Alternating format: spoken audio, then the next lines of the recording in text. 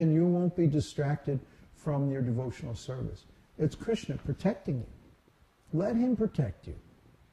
Huh? If those people are able to understand your spiritual life, and then they can stay in relationship, in a positive relationship with you, that's all right. But if they don't understand and they're giving you a bunch of grief, Krishna is going to take them away so that you can advance in devotional service. But don't be worried about it. Don't be upset. Don't struggle to keep them or get them back. Huh? And the same with different things. He may take away your job or some other attachment that you have. Don't worry about it. Krishna can protect you. Just like Jesus said, consider the lilies in the field. They don't work. They don't have a job.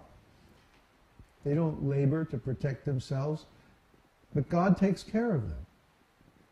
Okay? God will take care of you because you're his devotee. More questions? Yes, from Melissa.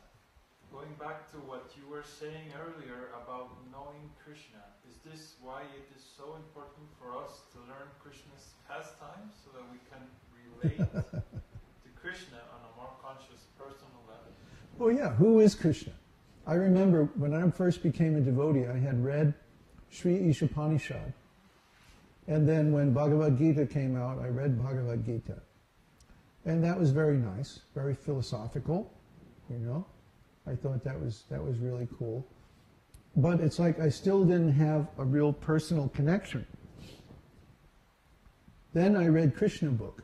And of course, Krishna book is nothing but stories of Krishna's pastimes. And suddenly I felt like I knew Krishna.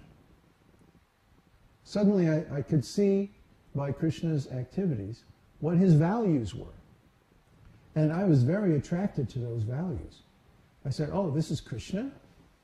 He likes to dance in the forest to beautiful music. You know, he likes to live way out in the country and keep cows and stuff like that. Oh yeah, I mean, this is my kind of guy. I like this. I could identify with Krishna because I had similar values. I like to live way out in the country. I like to have animals, you know. I actually like the smell of animals and like that. I mean, you know, you might say, yeah, oh, of course, doesn't everybody? But people who don't live in the country, you know, people who live in the city, they think that animals smell bad. I could never understand this because I always liked them. Anyway, when you go, when you see Krishna's pastimes and how he treats his devotees so kind and so merciful, and how he is so strict with evil people and like that, then you start to see, oh, this is Krishna. Yeah, this is how God thinks. This is how he feels. This is how he acts. And we see it in the world. We actually see the same kind of character, the same kind of dealings in Krishna's activities in the world. We can understand that God is actually in control. So when we get to know Krishna by studying his pastimes, then we have a better feeling for who Krishna is and how he's going to react to us. So it becomes really much more personal, much more intimate. Yeah, I encourage everyone to study Krishna book. And in fact, in our Bhakta degree program, the two scriptures that you study are Sri Ishopanishad for the philosophy and Krishna book for the pastimes. I decided, let's keep Bhagavad-gītā for the Bhakti Shastri course. I think it's more important to know Krishna. And then when you study Bhagavad-gītā, you know who's talking. Next question. Question from, well, I wanted to say a question with the general mood of visitors. Mm-hmm. Is that how I want to help and like this, but I don't know if I have enough education or if I'm qualified to do this big endeavor or mission. Well, it's not a big endeavor. It's just making friends with people. You know? You all have friends. You all know how to make friends. Hopefully. I mean, everybody has friends. How do you make friends? Well, you just call somebody up and say, "Hi, how you doing? What's going on?" You just talk with them, communicate with them. Anybody can do that.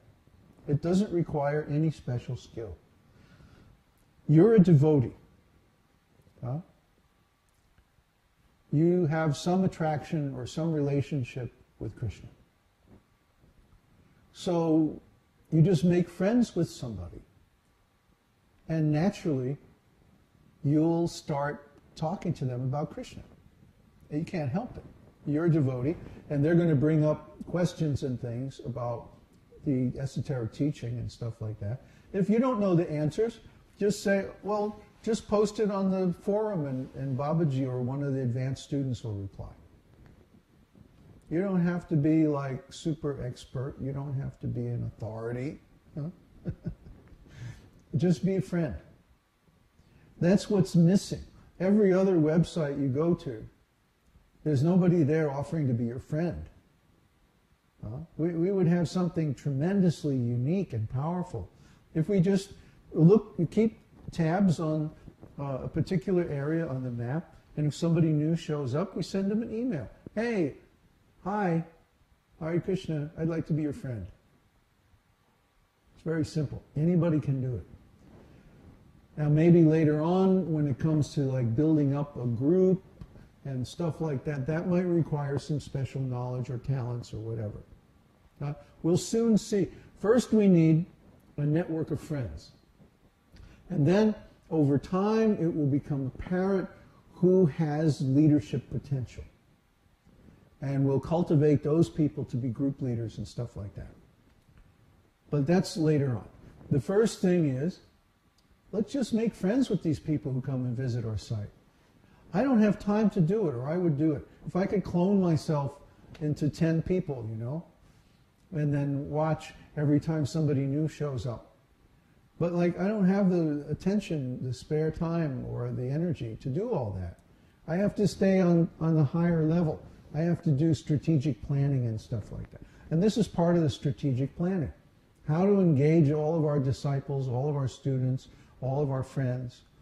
How to grow this community so that everybody has access to all the benefits. I don't want that the benefits of this community are restricted to just the people who can come to Chile. I want that everybody should have access to all these benefits.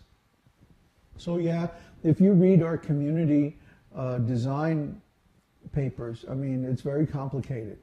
Yeah, I realize that. But that's how we're going to protect people. That's how we're going to keep them safe through all the changes that are coming. We need some complicated thing like that.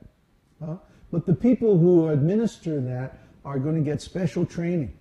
As you go up through the different degree programs in the university, you get all the training in how to do this stuff. And so by the time we're actually ready to start communities, the leadership will be there. It's like there's all these parallel lines going at once. You don't know because you're not doing it, but I know because I designed the whole thing. So on the one hand, we're cultivating and training the leaders, and by the time they're ready, then we'll have the networks for them to come and take charge of, and then everything will be ready around the same time, hopefully. Oh, you hear that, Krishna? Actually, Krishna's in charge. I'm not doing any of this. It's all Krishna. So Krishna is more intelligent than we are. He knows what, and he'll inspire you. If you have the desire, then Krishna will inspire. Okay? Next. Question from Melissa. In Nectar of Devotion, chapter 4, being born into an atheist family is discussed. This interests me because I was born to an atheist family. Mm-hmm. So to hear that this is rarest of rare, it intrigued me. Does me being led to this path mean that Krishna is pleased with me? Well, of course. I think she's talking about the Prahlad preaching to his schoolmates. which you can read the story in the 7th canto of Śrīmad-Bhāgavatam. Prahlāda, he wasn't just born into an atheistic family, he was born into the family of the biggest demon in the universe, Hiranyakashipu. And Hiranyakashipu was such a demon that he had actually conquered the demigods and kicked them out of their own planets and taken over all these planets. I mean, he was like an interplanetary demon. He was really, I mean, a big, big demon. And so Prahlāda was preaching to his schoolmates. Naturally, Hiranyakashipu had a whole demoniac educational system. Oh, that sounds familiar. And so Prahlāda was preaching to his schoolmates, my dear children who have taken birth in atheistic families.